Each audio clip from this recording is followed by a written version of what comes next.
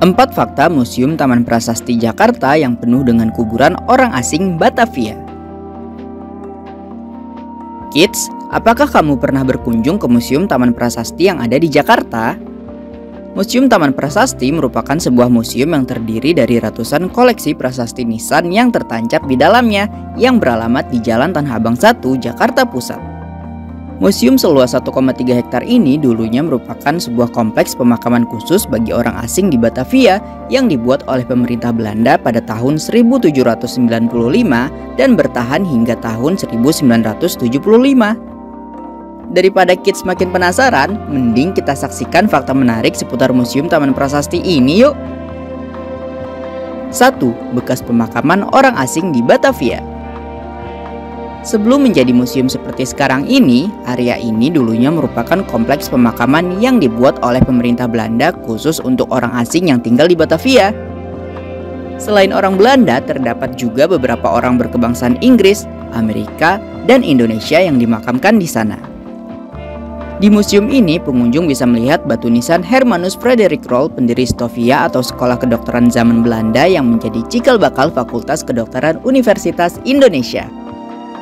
Ada juga batu nisan Olivia Marian Raffles, istri dari Thomas Stamford Raffles yang menjabat sebagai gubernur Hindia Belanda periode 1811 hingga 1816.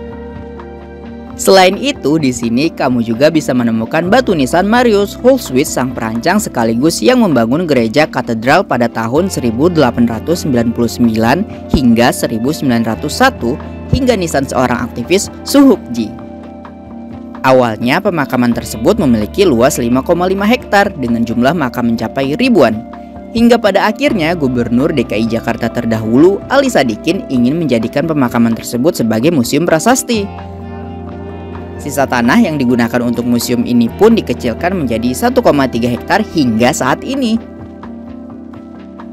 2. Hanya batu nisan tanpa jenazah. Meski dulunya bekas kuburan, tapi kini tidak ada lagi jenazah yang bersemayam di bawah nisan Museum Taman Prasasti. Jadi hanya tersisa batu nisan saja, kids.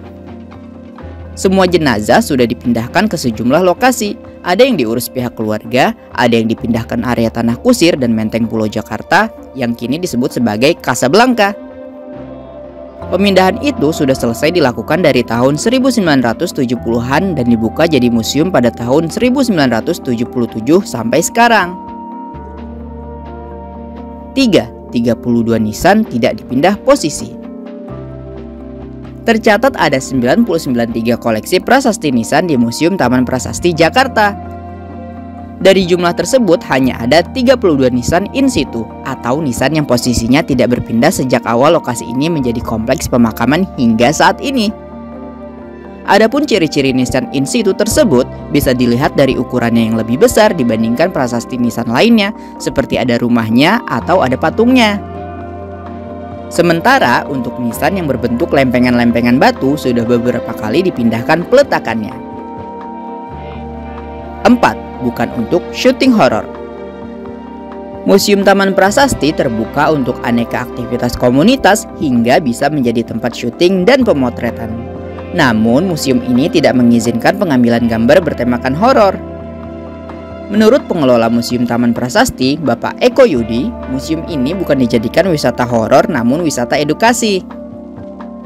Kami terbuka untuk segala permintaan, tur, pemotretan, dan boleh syuting film. Yang penting jangan horor saja, karena kami lebih ke edukasi.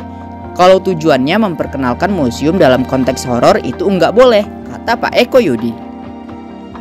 Bagi kids yang ingin mengunjungi museum ini cukup membayar uang masuk sebesar Rp5.000 saja ya.